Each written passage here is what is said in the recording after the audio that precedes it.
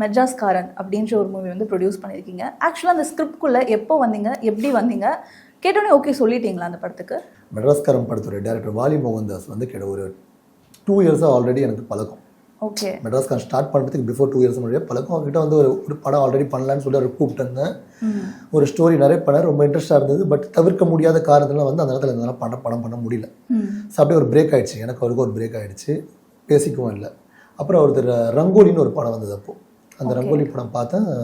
போய் பார்த்தா ரொம்ப ரொம்ப சூப்பராக இருந்தது. ஒரு சின்ன பட்ஜெட்டில் ஒரு ஸ்கூல் பசங்களை வச்சுட்டு என்ன பண்ண முடியும் அப்படின்ற மாதிரி ஒரு சூப்பராக ஒரு படம் இருந்தார். அந்த படம் பார்த்தோன்னு வந்து ஆமாம் இவர் மறுபடியும் கூப்பிட்டு பேசலான்னு சொல்லிட்டு நெக்ஸ்ட் டேவே அவர் கால் பண்ணேன்.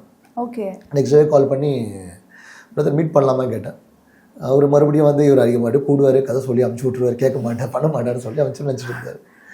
சரி நெக்ஸ்ட் டே வந்து நாங்கள் அண்ணன் கோரா ஃபுட் கோர்ட்டில் தான் மீட் பண்ணோம். மீட் பண்ணோடனே வந்து பிரதர் இப்போ இமீடியட்டாக ஒரு படம் பண்ணலாம். ஓகே. ஃபர்ஸ்ட் ஆஃப் வரைக்கும் தான் கதை கேட்டோடனே அந்த லைன் பிடிச்சிருந்தது. அந்த கொண்டா லைன் பிடிச்சிருந்தது. சரி ஓகே போயிடலாம் அப்படின்னு சொல்லிட்டு ஷூட் போகலான்னு சொல்லிட்டு அப்போ வரைக்கும் எதுவும் பிளான் பண்ணல. யார் ஹீரோ யாரை போடலாம் எதுவும் பண்ணல. இவர் கூட ஒரு படம் பண்ணிடணும் அப்படின்ற ஒரு மைண்ட். அப்போ கதையுமே இல்லை? கதையுமே எனக்கு முழுசாக கதை தெரியாது. ஓகே. வெறும் ஃபர்ஸ்ட் ஹாஃப் கதை மட்டும் தான் தெரியும், ஒரு லைன் தெரியும், அவ்வளோதான்.